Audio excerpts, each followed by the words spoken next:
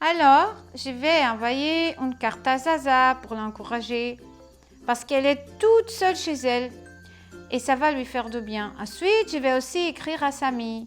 Ensuite, je dois écrire à... Ouh là là, encore 8 cartes à envoyer. Oh là là là là là là. Il faut que j'avance parce qu'après, je dois passer un petit coup de fil à Émilie.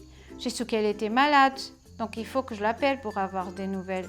Puis je dois appeler Valentine pour voir comment elle va. Et puis, oh, encore toutes ces personnes à contacter.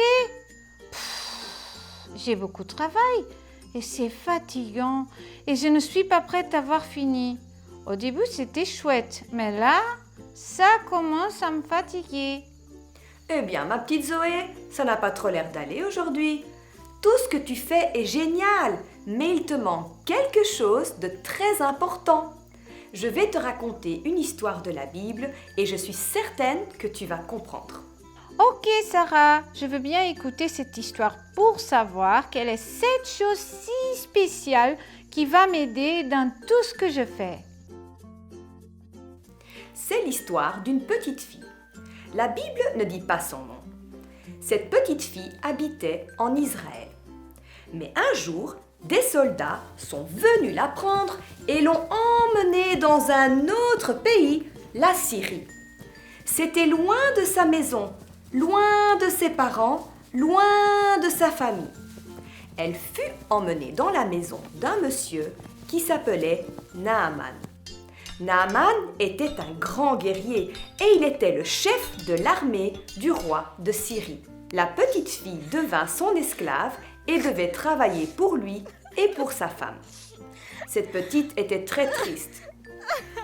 Mes parents me manquent, ma famille, mon pays, et ici personne ne croit en Dieu. Mais cette petite se souvenait de ce que ses parents lui avaient appris quand elle était encore en Israël. Ses parents lui disaient tout le temps que Dieu était toujours avec elle, qu'il ne l'abandonnerait jamais parce que Dieu l'aime. Et elle a gardé ça dans son cœur. C'était dur, mais elle priait tous les jours et elle demandait à Dieu de l'aider et de remplir son cœur d'amour pour pouvoir travailler et servir avec joie. Un jour, elle apprit que Naaman était très malade. Il avait attrapé la lèpre. C'était une maladie très contagieuse et personne ne savait comment guérir de cette maladie. Personne ne savait comment aider Naaman. La petite fille voyait comment Naaman souffrait. Je suis certaine qu'elle s'est dit que c'était bien fait pour lui s'il était malade. Il n'avait qu'à pas l'enlever à sa famille et la prendre dans sa maison pour qu'elle devienne une esclave. Elle était bien chez ses parents. Elle aurait pu se dire ça, Zoé, en effet. Ou alors qu'elle était partagée. D'un côté, elle devait se dire « c'est bien fait pour lui ». Et de l'autre côté, « Dieu peut le guérir. Je suis certaine qu'il peut le faire, il faut que je le lui dise ». Comme cette petite fille priait tous les jours pour que Dieu l'aide et la remplisse de son amour, avec le temps, elle avait appris à aimer Naaman et son épouse. Quand elle devait nettoyer ou leur apporter le repas, elle le faisait avec amour.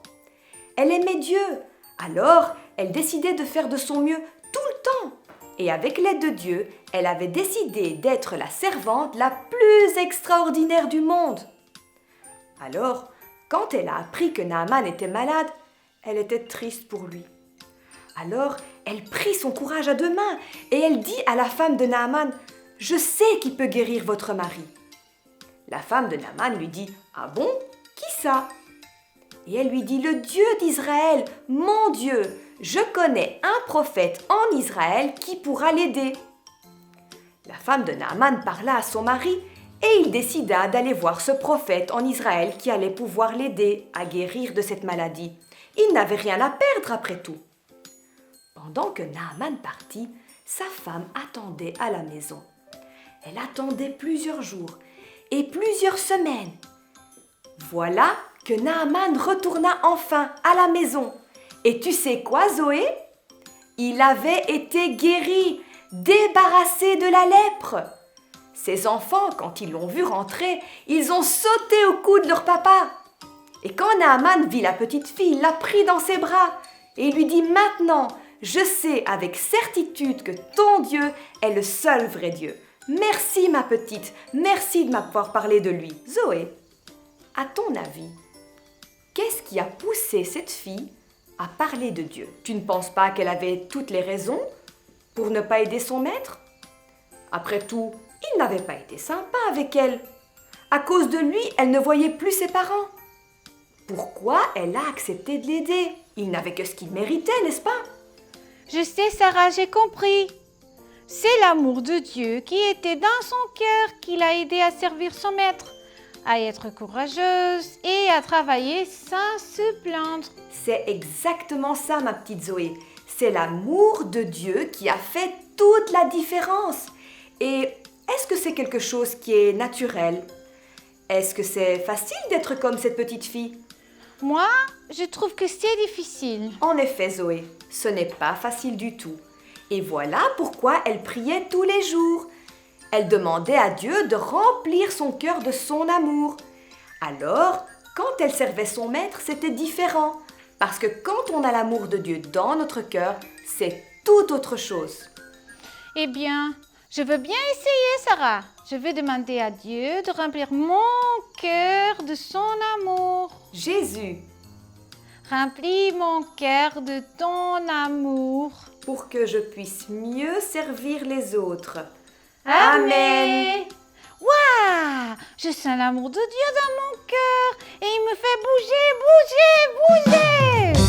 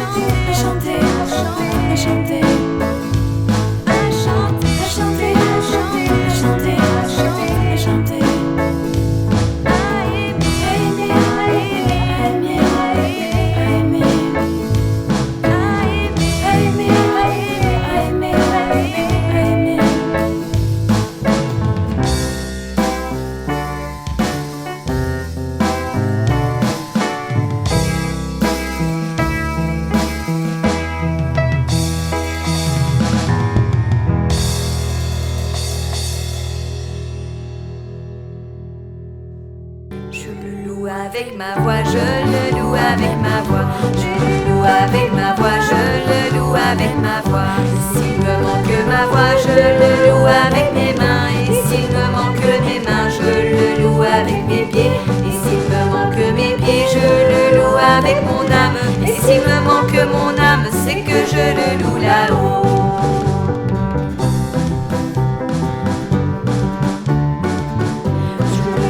avec ma voix, je le loue avec ma voix. Je le loue avec ma voix, je le loue avec ma voix. Et s'il me manque ma voix, je le loue avec mes mains. Et s'il me manque mes mains, je le loue avec mes pieds. Et s'il me manque mes pieds, je le loue avec mon âme. Et s'il me manque mon âme, c'est que je le loue là-haut.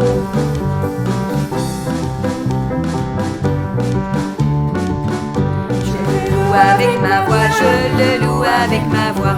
Je le loue avec ma voix, je le loue avec ma voix. Et s'il me manque ma voix, je le loue avec mes mains.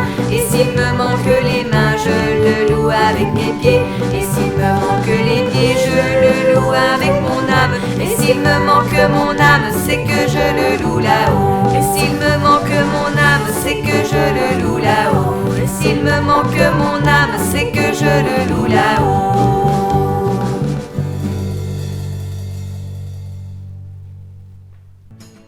Mes amis, j'ai un petit verset pour vous. Mettez-vous au service les uns des autres avec amour. Galates 5, 13.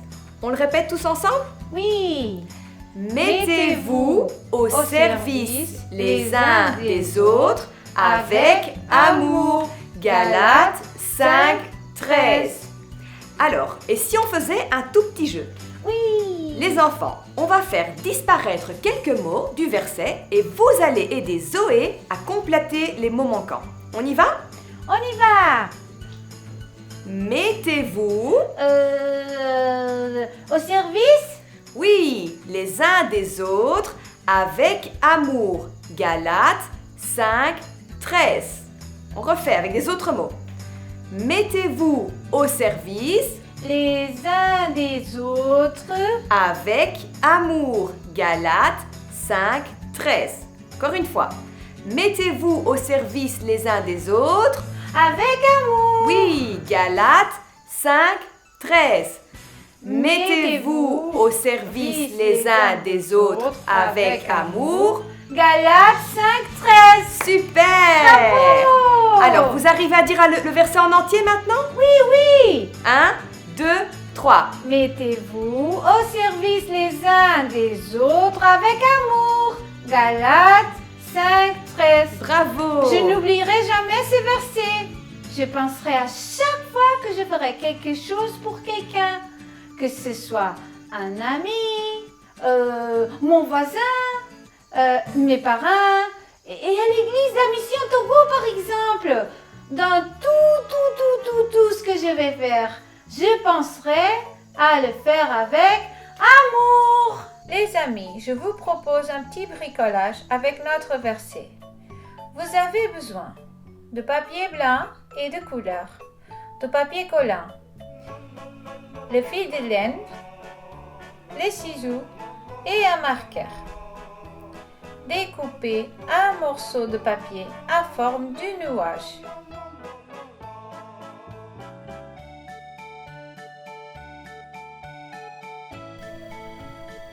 Écrivez le verset dans le nuage.